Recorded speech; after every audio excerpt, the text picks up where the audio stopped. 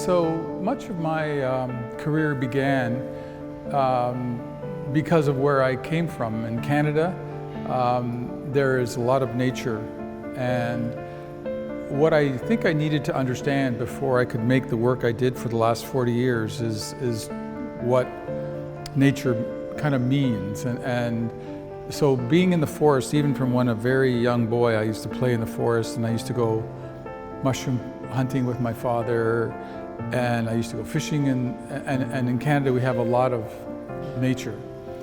And then once my father died when I was quite young, I was 15, and the first thing I bought was a canoe so I can continue to go out deep into nature.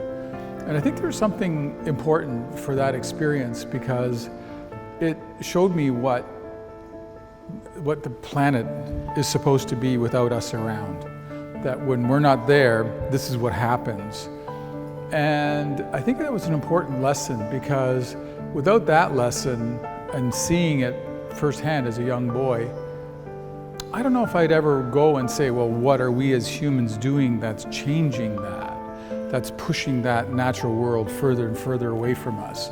As we expand our cities and as we expand our farming, there's less and less of the natural world.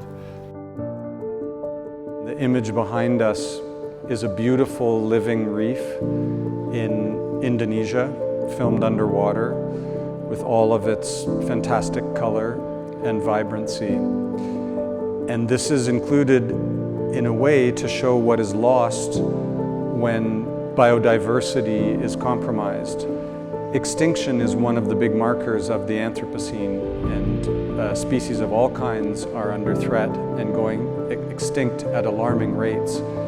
So this piece behind us is a complement to the piece that illustrates how coral reefs, and in this particular case the Great Barrier Reef in Australia, are being bleached and being threatened and being destroyed by the rise in temperature in the ocean and the rise in acidification.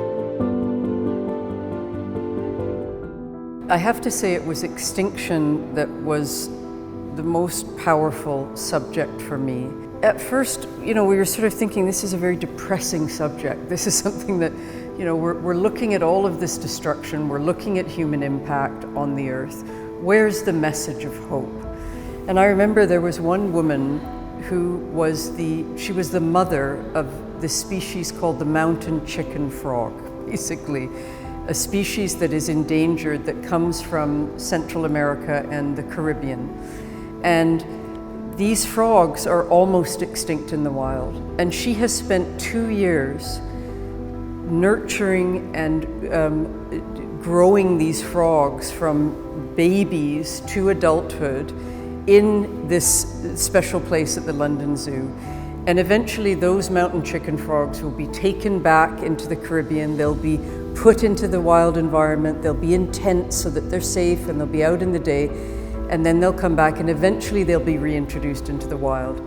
And there was something so powerful about her action and her commitment to this species that my feelings of depression and despair completely evaporated, and there's a groundswell of potential change, and that is what makes me hopeful. This whole exhibit for all three of us is an act of hope.